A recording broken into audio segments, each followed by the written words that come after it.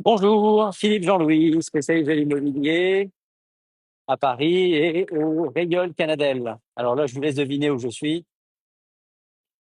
Un indice, je porte un bonnet. Bon, en même temps, c'était pas la peine de crier dans la rue. Si quelqu'un veut bien me dire si vous m'entendez correctement, puisque j'ai racheté, comme vous pouvez le voir, des petites oreillettes, les fameuses qui se perdent sans arrêt, eh bien, c'est que ça coûte vraiment pas cher. Donc, si vous m'entendez bien, je veux bien un petit message comme quoi vous m'entendez.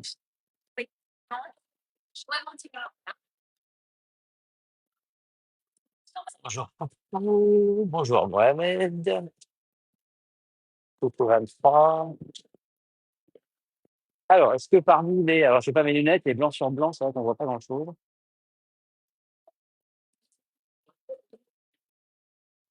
Bonjour JKM. Alors, l'idée de ce petit live, je viens de quitter un appartement de 120 mètres carrés avec 20 mètres carrés de terrasse en très bon état, juste à côté du métro La Fonce. Donc, je voulais participer avec vous. Voilà, je vais essayer de doubler. Ah, salut!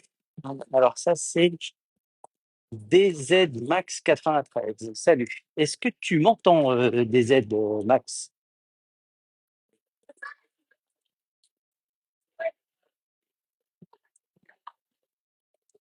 Ça faisait longtemps? Oui, alors cool, c'est sympa. Merci.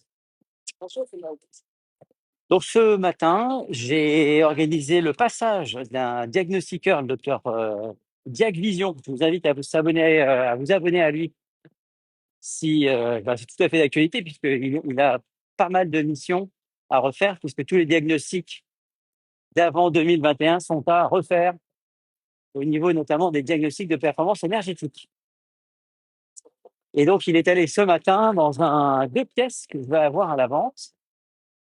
Je devrais récupérer, on va pas vendre la peau de l'ours avant de l'avoir tué, que je dois récupérer, qui se trouve à côté, vers Aix-et-le-Mans.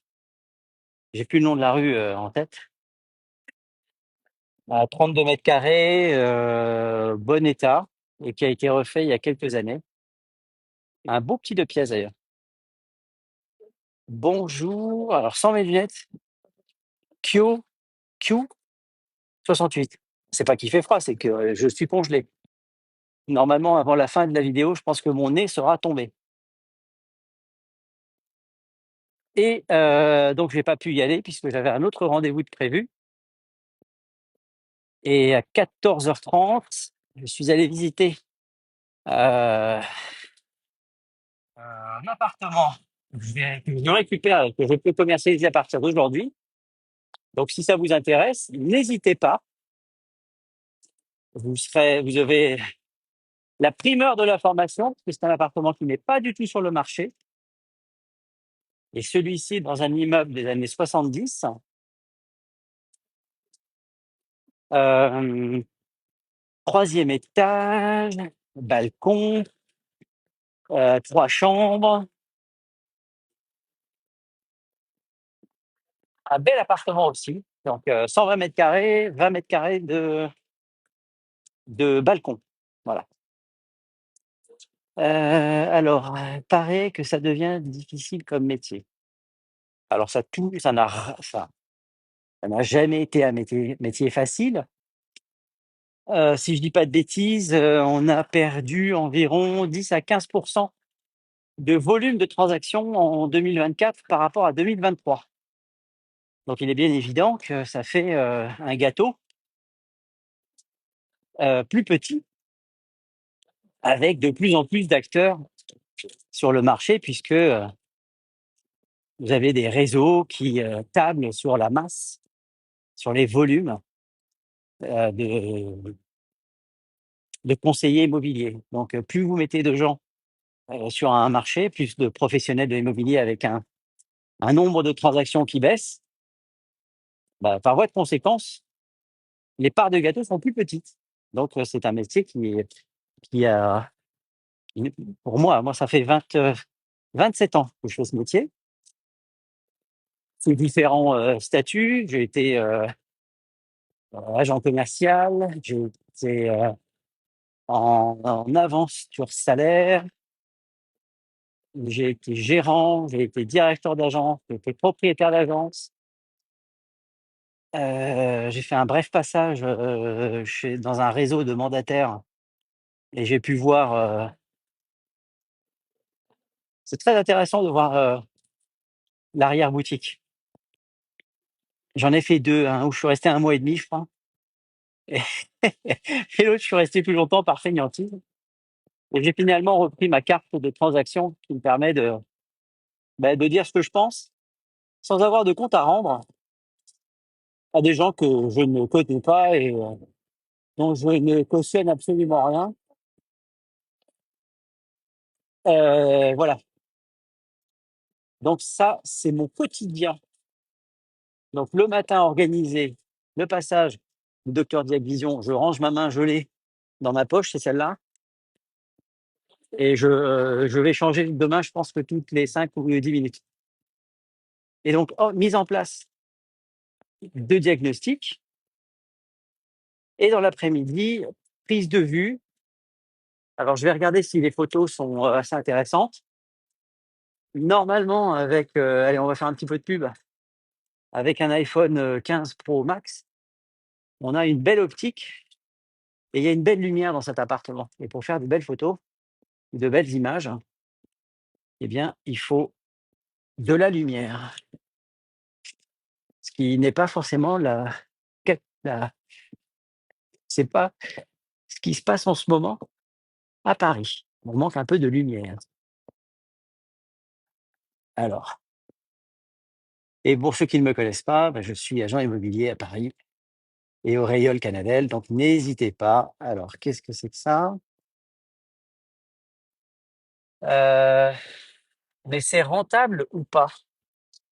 Beh, j'ai envie de te dire, c'est qui ça? Attends, c'est Va Va Loulou. Le problème des lunettes, c'est que si je les mets, j'arrive à lire, mais je risque de me casser la figure. Donc ne m'en veuillez pas si j'écorche vos pseudos. Alors rentable, tout dépend des attentes que tu as. Moi, j'ai croisé, dans le réseau dans lequel j'étais, quelqu'un qui n'avait aucun problème à parler de ses revenus. Il touchait en moyenne 2 500 € par mois et il considérait qu'il était le roi du monde. Il n'avait pas besoin de plus et après, bah, ça va dépendre de tes attentes. Si tu as besoin, si tu t'attends, enfin, je pense que la vraie réponse à ta question, c'est si tu recherches une profession, où tu aies une garantie de revenus tous les mois, c'est pas la peine de venir. En revanche, si tu recherches un métier où tu es libre, où tu n'as pratiquement aucune, contrainte, hormis celle que tu t'imposes, notamment un rythme de travail qui est quand même assez important puisque quand tu fais de l'immobilier, si tu veux que ça marche, si tu veux que ça marche, pardon, hein, hem, et ben, il faut, ne pas compter tes heures. Donc tu peux, moi je sais que je travaille, alors travailler, après il faut voir ce que vous déterminez comme travailler. J'estime que faire des réseaux sociaux, des vidéos pour vous, c'est du travail. C'est pas, aller, jouer à un jeu vidéo ou aller voir mes copains, taper, un bout de carton, refaire le monde en permanence et puis faire passer la journée comme ça. Donc, si tu t'attends à ça, faut pas venir non plus. Mais si tu es prêt à travailler, pendant, moi objectivement, je fais des journées de entre 10 et 11 heures par jour, euh, au moins 6 jours par semaine. Voilà, donc tu fais le calcul et je peux avoir des mois où me reste le MERDE m'a échappé. N'oubliez pas une chose, c'est de vous mettre en mode ne pas déranger. Donc, je disais que tu peux avoir un mois à 10 000 euros, comme tu peux avoir un mois à zéro. Donc, il faut être capable de gérer ta trésorerie. Voilà. Peut-être. Quoi? Bon, c'est quoi ça? Ah, attendez, parce que étant donné que je marche en faisant ce petit. Je viens de voir une affirmation, je pense. Peut-être, peut-être à combien par mois? C'est quoi ça? Oh, quoi? Bangou? Ah bah voilà, en fait, sans avoir vu ta question, bonjour, est-ce que c'est risqué l'investissement locatif dans un quartier populaire? Alors, je vais déjà répondre j'étais en train de répondre à l'autre, donc tu peux très bien gagner 10 000 euros. Pour vous donner un ordre d'idée, tiens, on va parler très, très, très concrètement. J'ai pris un dossier où j'ai mis pratiquement,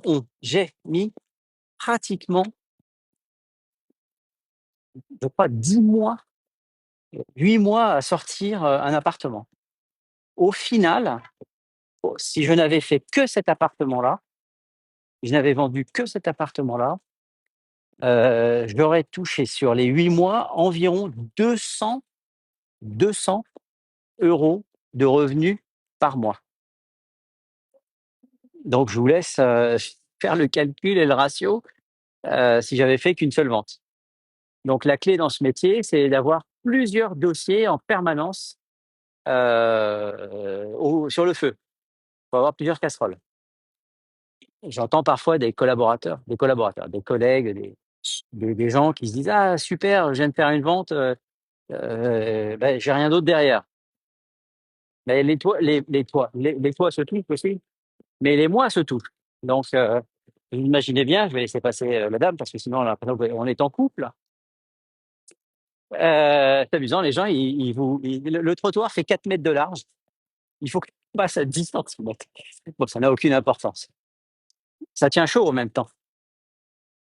Donc voilà, donc il faut toujours en permanence ce que j'ai pour habitude de dire quand on parle de commission, c'est que la meilleure commission, c'est celle que j'ai déjà dépensée. Donc il faut en permanence avoir, 1 ou 2 dossiers qui vont tomber en permanence. Vous rentrez un mandat, là, par exemple là, je vais rentrer un 2 3. Alors attendez, que je dise pas de bêtises, j'en ai combien actuellement? Paris 10e, Le Reol Canadel, ça fait 2. Un terrain, ça fait 3. Une villa, ça fait 4. Heu, un 3 chambres, rue Boileau, un 3 chambres métro La Pompe, hein, et vous voyez, on a 8 biens. C'est tous les avoir traits. Maintenant, il va falloir les sortir. Si j'en vends un, on va faire simple, si j'en vends un au mois de janvier, c'est déjà bien entamé. Il faudra que j'en ai un à vendre, que j'en ai vendu un au mois de février, un au mois de mars, un au mois d'avril et en même temps, il faut que je renouvelle mon stock en permanence pour m'assurer des revenus tous les mois, en sachant qu'il y aura forcément un décalage de trésorerie de 3 mois. Puisque le premier appartement, si je signe une promesse, un compromis au mois de janvier, je ne percevrai les honoraires qu'en février, mars, avril. Donc il faut que j'ai de la trésorerie pour tenir janvier, février, mars, avril, 4 mois. Et ça, c'est si on a un délai de vente classique, ce qui, n'est pas gagné aujourd'hui. Après, c'est toute une oh là là, les mecs qui roulent comme des fous. Après, tout est une question de la qualité de mandat que vous allez rentrer. Voilà, ou que le professionnel va rentrer. Rentrer du mandat pour rentrer du mandat à n'importe quel prix, ça n'a aucun intérêt. Ça a un intérêt pour des grosses maisons. Là, je suis en train de passer devant deux de très grosses, il y en a trois d'ailleurs, qui sont capables de rentrer des biens à n'importe quel prix. Ce que moi j'appelle la danse du ventre ou le chant des sirènes. C'est-à-dire qu'ils vont aller voir des propriétaires. Vous voyez, alors on a une belle vitrine hein, avec plein d'appartements. Ben, vous allez voir que vraisemblablement, tiens, je sais à peu près ce que je vais rentrer là. 147 mètres carrés, premier étage, 2 millions d'euros. Moi, je vais rentrer un appartement qui va avoir les mêmes critères, a priori. On sera 1 million. Alors ça, c'est intéressant d'ailleurs, parce que 1 990 147 mètres carrés, premier étage. Moi, je vais rentrer donc 120 plus 20 mètres de balcon. Alors 20 mètres de balcon, ça se monétise entre guillemets au tiers. Donc c'est comme si ça faisait 127 mètres carrés. Je suis en troisième étage, je suis traversant et je serai au même prix. Donc peut-être que ça vaut le coup d'essayer pendant quelques semaines, on va dire une dizaine de jours, ça fait 2 semaines, ouvrez, hein, sans le samedi et dimanche. Et si, d'aventure, je change de main, j'ai trop froid. Et si d'aventure, ça n'est pas vendu ou il y a pas de visite, il y a pas d'offre, eh bien, il sera toujours temps de baisser, donc c'est une stratégie de commercialisation, de baisser le prix très rapidement, c'est-à-dire, sous 10 jours. Voilà, ça c'est clair, net et précis, ne tombez pas dans le panneau. Alors, est-ce que c'est risqué l'investissement locatif dans un quartier populaire? Alors, on est en France et comme vous le savez et je vous le répète assez, régulièrement, on a en France une politique qui est de protéger, surprotéger les, locataires. Quelle est la solution? Il y en a qu'une seule, c'est de souscrire une, garantie loyer impayé. Alors pourquoi c'est la seule solution? Parce que la garantie loyer impayé, elle n'est pas forcément là pour perdre de l'argent.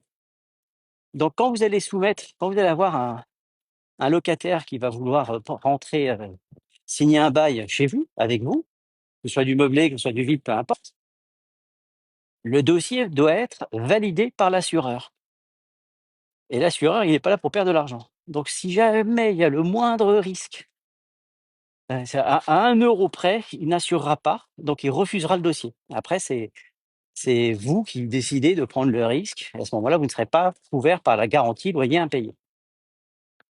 Voilà, donc est-ce que c'est risqué dans l'absolu? Non. Si et seulement si tu souscris ou vous souscrivez une garantie loyer impayé. Voilà, en sachant qu'en France, on est en train je ne sais même plus si c'est en place, en pas parce que c'est impossible de tout suivre. Il faudrait faire que ça.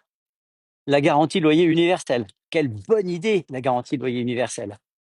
C'est-à-dire qu'on va tous payer pour les mauvais payeurs. C'est quand même un truc de fou. Enfin, c'est comme ça. Donc, quoi qu'il en soit, ce n'est pas risqué si et seulement si tu as une garantie loyer impayé en place. Voilà pour toi, cher, camarade syndiqué. Bonjour, 1750. Alors bonjour, est-ce que c'est risqué? Donc ça, c'était pour MAM.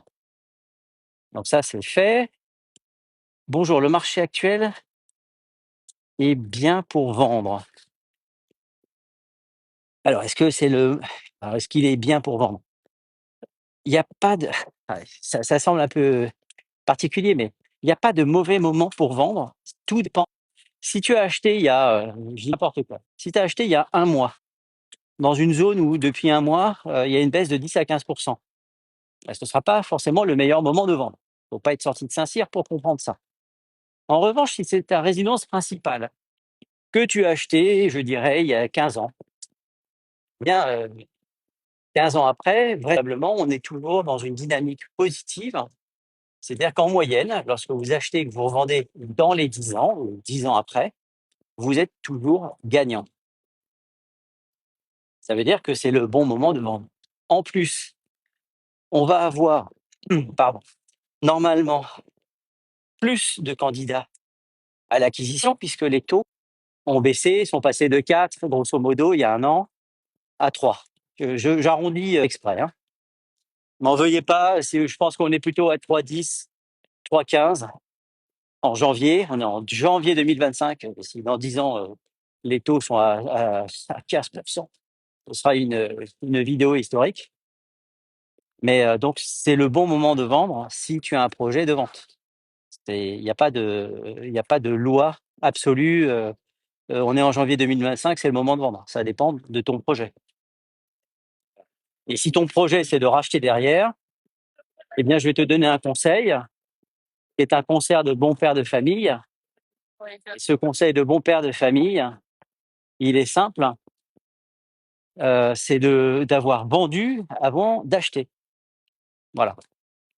Il y a toujours ceux qui vont vous expliquer l'inverse, parce que c'est simple, hein. C'est pas les conseillers ne sont jamais les payeurs. Donc vendez d'abord, achetez après. Alors, comment savoir si la demande locative est forte? Alors, il y a un logiciel, une application qui s'appelle Youno, Y-U-N-O. Je vous invite à aller vous abonner à Imo Boulier, qui en parle. Je pense qu'il utilise ce logiciel-là. Et dans ce logiciel-là, tu rentres les critères, la ville, et tu vois la tension locative. Voilà, donc voilà pour toi, et ça, c'est encore Mam qui pose la question. Donc, bonjour. Donc, voilà ta réponse. Tu prends le logiciel Youno, Y-U-N-O. J'ai voulu l'utiliser, je ne me suis pas abonné encore, parce que je n'en ai pas réellement l'utilité. Voilà, mais si j'ai bien compris, c'est un logiciel particulièrement bien fait. Voilà, je ne touche à rien à vous dire ça, hein. Je fais très attention à ce qu'on ne puisse pas me dire: «Ah oui, mais alors, Philippe Jean-Louis, il a donné un conseil, parce que finalement il touche», non, je touche rien du tout. Je le fais pour mon plaisir, et c'est une sorte de drogue, en fait, de faire des vidéos et de vous donner des conseils. Vous voyez, la personne que j'ai vue, on est lundi, je l'ai vue vendredi, je suis resté 1 heure et demie pour lui expliquer un petit peu comment je travaillais dans l'appartement 2 pièces. Et bien, au bout d'1 heure et demie, il m'a dit: «Écoutez monsieur, j'ai appris plein de trucs, franchement, c'est top». Et ben ça paye pas les factures comme dirait l'autre, mais au niveau de l'ego et d'avoir le sentiment d'avoir bien travaillé et d'avoir bien conseillé quelqu'un, et ben franchement, il y a pas mieux. Bon, si ça peut être accompagné d'un petit virement, c'est toujours mieux. Mais voilà. De rien, Mam, c'est sympa à toi de dire merci. Ça aussi, vous voyez, ça fait plaisir. Un petit bonjour avant de poser une question, c'est mieux qu'un crachat en visage, hein. Moi, quand je rentre dans une boutique, je dis: «Bonjour monsieur, bonjour madame». Ça se perd, n'est-ce pas? Alors, qu'est-ce qu'on a d'autre comme question? Est-ce que vous avez d'autres questions? Oui, je vous fais un petit peu, je partage avec vous un petit peu mon quotidien. Donc qu'est-ce que je vais faire là en rentrant? Je vais aller, préparer l'annonce.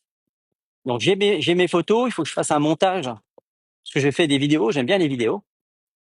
Donc pour le montage des vidéos, je vais utiliser un petit logiciel qui s'appelle Caption, et avant Caption, je vais utiliser CapCut. Voilà, c'est CapCut qui va me permettre de rythmer la visite, et j'essaye de faire des vidéos qui soient les plus courtes possibles, et c'est pas la peine de mettre des filtres pour vous faire croire que c'est un palace si c'est pas le cas. Ça, je refuse de faire ça. J'utilise mon téléphone quand c'est possible, c'est-à-dire que quand il y a assez de lumière et que c'est cohérent, d'accord, on peut faire beaucoup de choses. Moi, quand j'ai commencé l'immobilier, j'ai un souvenir très net, je payais 1 500 €. Vous avez bien entendu, hein, 1 500 € pour faire une vidéo dans un appartement. C'était, d'ailleurs, c'est pas compliqué, l'appartement il était au 71 avenue Paul Doumer. C'était un deuxième ou troisième étage qui donnait du côté rue Vital, et c'était le prix. Bon, il faut dire que la vidéo était canon, hein. Heu, mais c'est un truc de fou. Aujourd'hui, très sincèrement, j'ai pas le sentiment que mes vidéos soient moins qualitatives que ce que faisait ce charmant monsieur. Voilà, que j'ai perdu de vue d'ailleurs. Alors, hello, alors ça c'est J. Ah, c'est une cata sans lunettes, hein. Ça vaut encore le coup, l'immobilier? Je veux acheter un bien. Bah, écoute, c'est très simple. Je vais te parler encore une fois très concrètement. Il y a une, vingtaine d'années, nous avons acheté un studio pour le mettre en location. Il a été intégralement payé par le locataire. Voilà. Si on ne l'avait pas fait, qu'on avait acheté éventuellement, une voiture, une Porsche, eh bien, on aurait acheté une Porsche qui aujourd'hui, vaudrait peut-être le double, mais là, le studio, il vaut le triple et j et il peut continuer de rapporter lorsqu'il est en location, vous voyez? Donc pour moi, oui, ça fait partie des besoins primaires de se loger. La voiture, c'est pas un besoin primaire. Se déplacer, oui, mais tu es pas obligé de rouler en Porsche ou en autre marque, hein, d'ailleurs, hein. J'ai pris Porsche parce que c'est la première marque qui me passe, à la tête par la tête, pardon, mais voilà. Donc oui, ça vaut toujours le coup. Alors tu auras toujours des gens qui vont dire: «Ah oui, mais il dit ça parce que justement il est intéressé, parce qu'il a peut-être» bon, je vous rassure, hein, heu, il y a beaucoup plus de gens qui pensent que ça vaut le coup que l'inverse. D'où un marché, surtout à Paris, je j'ai pas le marché du Perche, en tête, mais il y a peut-être moins de gens intéressés par le Perche. Il y en a peut-être eu beaucoup après la Covid, mais il y en a peut-être moins maintenant. Alors où est-ce qu'on en est dans les questions? Bon voilà, ça c'était pour, je suis désolé, j'arrive pas à lire. Giboin Giboinep? Ouais, ça doit être ça. Alors merci Philippe, alors bonjour Stéphanie. Est-ce qu'un acquéreur qui peut acheter sans crédit a un gros levier de négo? Ça alors, c'est une excellente question, je te remercie de me l'avoir posée. Enfin un peu le mariole quand même, hein. J'aime pas trop les gens qui se prennent au sérieux. Hem, alors on a pour habitude de dire que lorsque l'on ne demande pas une clause une condition suspensive d'obtention de prêt, je vais y arriver, ça vaut 5 de négociation. Voilà. Voilà la réponse, pour toi. Donc effectivement, s'il y a 2 offres équivalentes, je change de main parce que celle-là est gelée. D'ailleurs, je viens de casser un doigt. Heu, eh bien, il vaut mieux accepter 5 de négo, mais encore une fois, c'est passé monsieur, toujours une inquiétude quand j'entends courir derrière moi, avec mon téléphone au bout du bras.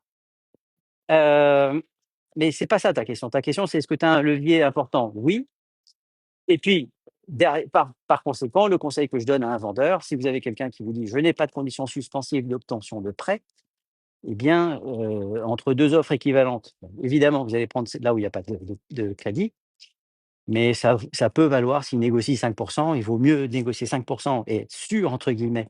Je dis bien «sûr» entre guillemets, puisque je vais peut-être vous apprendre quelque chose, malheureusement. Heu, alors vous voyez, tiens, qu'est-ce qu'il dit? Jean-Michel. Merci Philippe. Ben voilà, alors Jean-Michel, vous voyez, c'est un bon exemple, il dit non. Bon, non, c'est bien, mais il faut peut-être expliquer pourquoi, cher Jean-Michel. Moi, j'ai accessoirement juste 27 ans d'expérience, mais ça veut pas dire c'est pas parce qu'on a 27 ans de permis de conduire qu'on conduit mieux que les autres, hein. Donc je me méfie aussi de moi-même et de cet argument qui finalement n'en est pas un. Bon, on peut quand même avoir une petite idée. Merci pour la rose, les roses d'ailleurs. Heu, où est-ce que j'en étais? Alors c'est Jean-Michel qui nous dit non, sans argumenter. Bon, une réponse Jean-Michel, non, comme ça sert à rien en fait, hein. Waouh! Alors là, je viens d'entendre des gens qui applaudissent et dans mon kit main libre. Alors, où est-ce qu'on en est?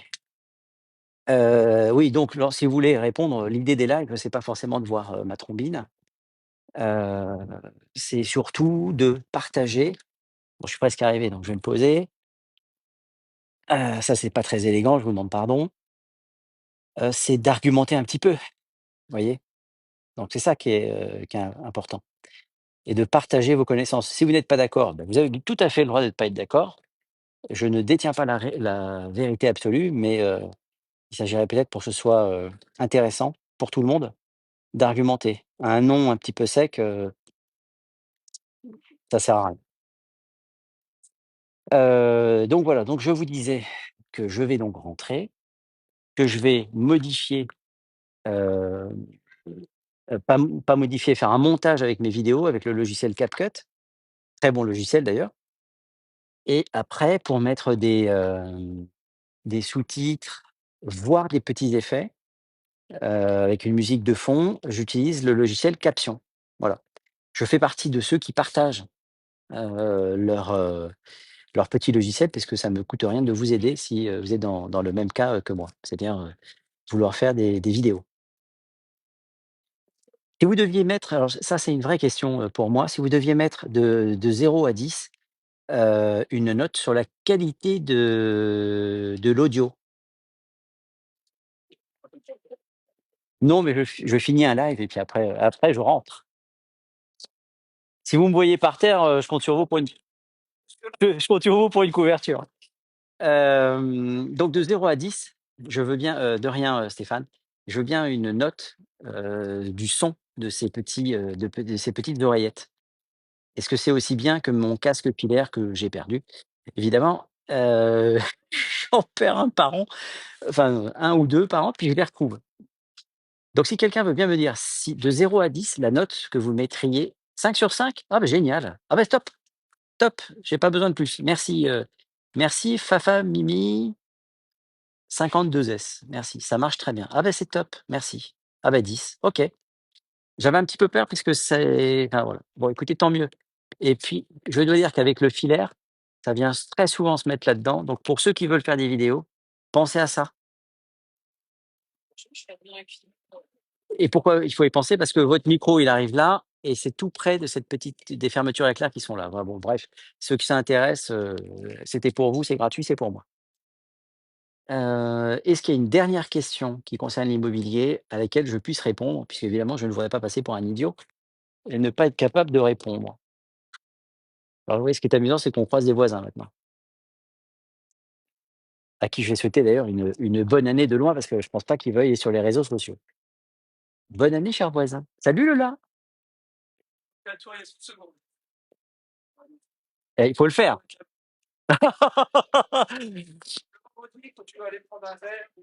Vendredi? Eh ben, vendredi, c'est noté. Ouais. Oui, toi aussi, tu m'as manqué.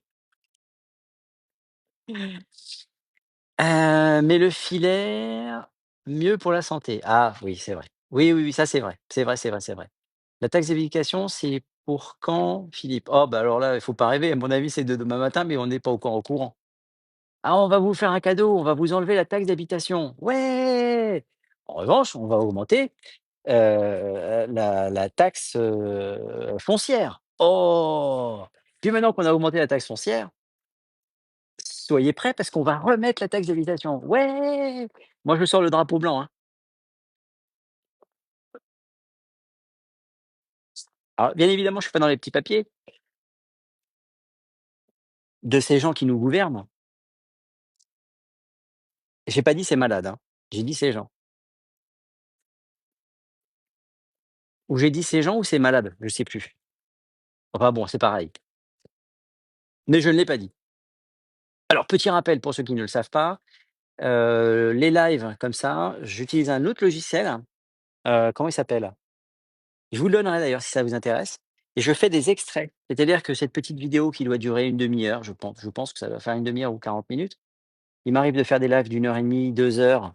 Je crois que le plus long, je l'ai fait avec un garçon, qui était sympa. On avait fait 12 heures de vidéo, de live. C'était assez drôle. J'étais épuisé et lui aussi. On ne se rend pas compte et on était cuits tous les 2.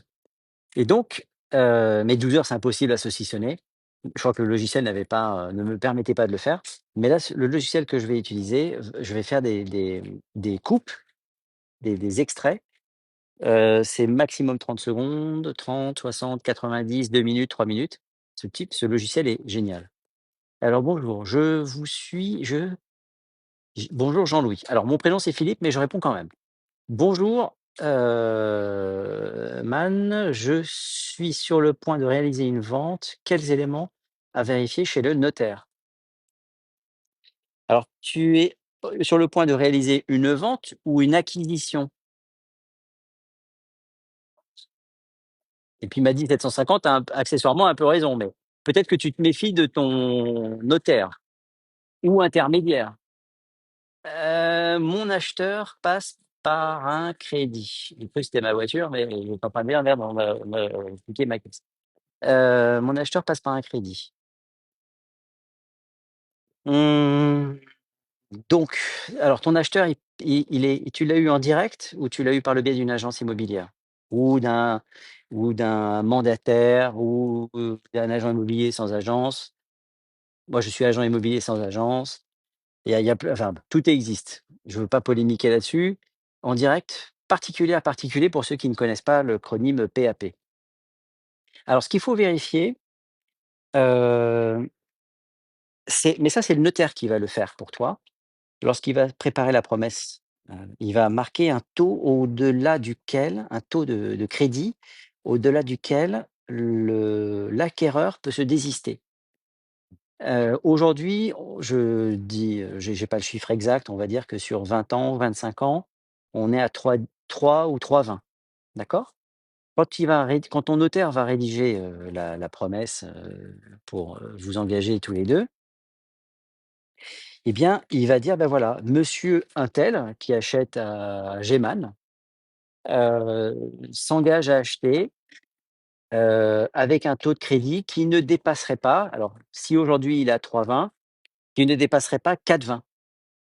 C'est-à-dire que si dans les 3 mois, les taux explosent, a priori c'est pas d'actualité, et passent à 4,30, à ce moment-là, il peut se désister, sans devoir rien du tout. La condition suspensive, ne serait pas, ne serait pas «opposable» entre guillemets.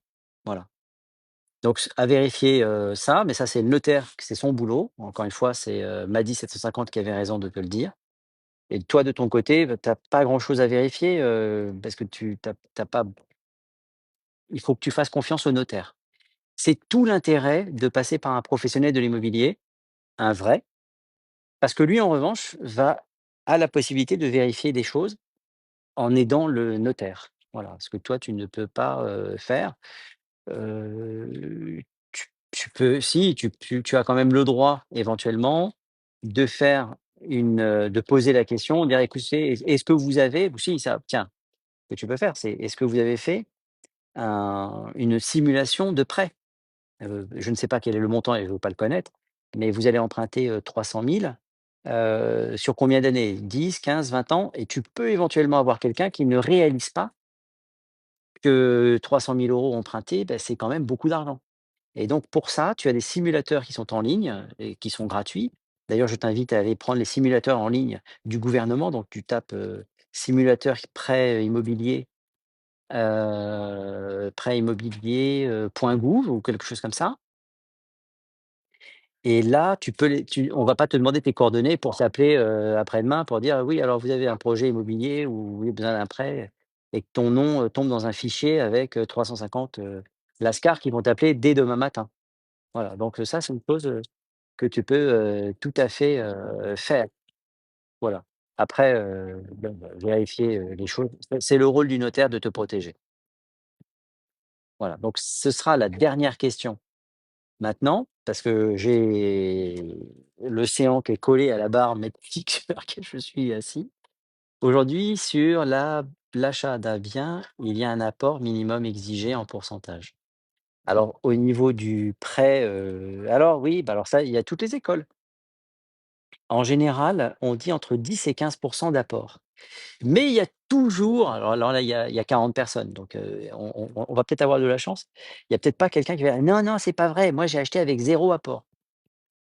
Tout va dépendre des relations que ton client a avec, sa banque. Je dis n'importe quoi, s'il a une trésorerie de fou, qu'il a 1 000 000 sur son compte, courant, et qu'il a besoin d'un crédit de 300 000. peut-être que pour lui, on lui dira: «Beh, vous pouvez, souscrire un prêt immobilier sans apport». Ça arrive. C'est pas la règle, mais ça arrive. Voilà. Salut pour ma. Ah, alors j'imagine qu'il doit y avoir un par pour ma part et puis il doit y avoir quelque chose derrière et je vais attendre